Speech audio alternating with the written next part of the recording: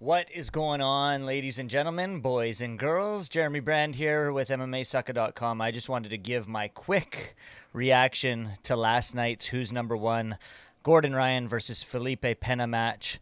Now, obviously, it's not the match we expected. We knew Gordon was going to have the no time limit and all that kind of jazz in his favor. A lot of people, especially the commentator Kendall Rusing, was talking about how when it goes into deeper waters, maybe Filipe will be able to handle the test, but that did not prove to be the case. In fact, at 44 minutes and 41 seconds, Filipe Pena quit. Gordon didn't even pass his guard. He got to a top pressure position from the top half guard, and Pena just said, "I quit." Gordon got up, smiled, walked away.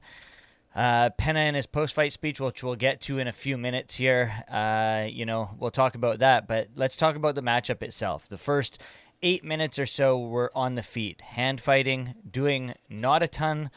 Some outside trips from Gordon were attempted. And that was about it for 8 minutes of the match. A lot of people were like, oh my God, snooze fest, whatnot. But Gordon wanted to show, I'm the better wrestler. He had said that leading up. Pena was like, no way, you're the better wrestler. But Gordon wanted to prove that.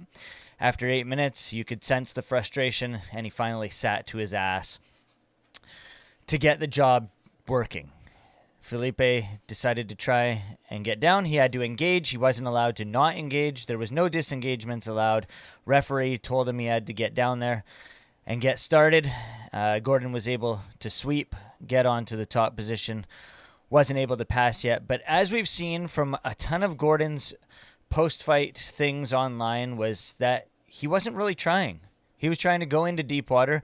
And once he did start to try, that's when things happen. If we look at this Instagram post from Gordon, which I'll put up on the screen here, he says, I had something nice to say. I really did. But since Pena was a cocksucker during the post-fight, I'll say this instead.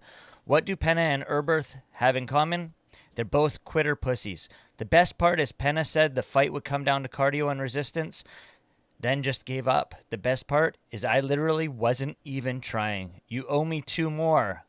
Bleep. So if that's the case, obviously Gordon was not trying yet. He got the takedown. He worked to pass.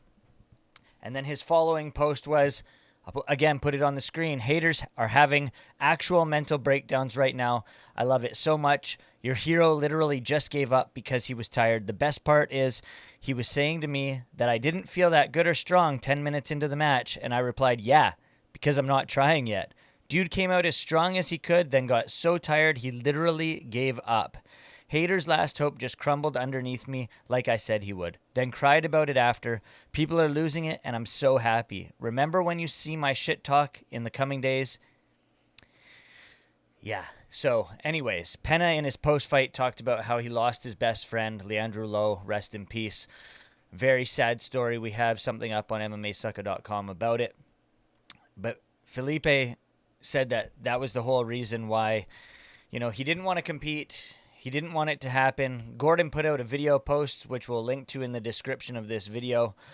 But Filipe posted earlier today on his Instagram that I wasn't mentally stable to do this fight, and I shouldn't have done. I looked for the organizers and said I didn't want to fight, so they offered to set a time limit of 1 hour and be the first fight of the event so I could leave right after, but Gordon didn't accept. Anyway, in the end, it was my decision, and I accepted as long as I had a rematch already agreed. Sorry to everyone who was cheering. I don't know what to say because there's 2 sides to the story, and I don't know either of them personally. So what I'll say is do your due diligence, look into it. You're only hearing 2 sides of the story, and obviously, typically they say there are 3 sides to a story. Your side, their side, and then the truth. So do what you want, look at it. You're a fan of either one of these guys, you're going to be a fan of them regardless. Gordon did what he did, and he's still the king. We're going to see him move on to ADCC. That match was not everything we expected, but we expected Gordon to put on the pressure and take it into the deep waters. He did that, and Filipe quit.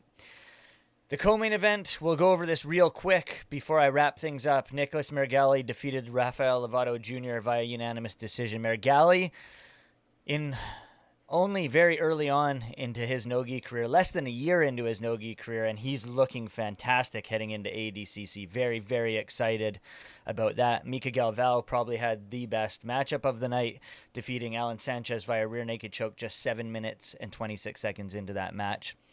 We have all the results over at MMAsucka.com. Those are just my initial thoughts one day after the event. So check them out over at MMAsucka.com. Keep it locked. We got all the news, rumors, interviews over there.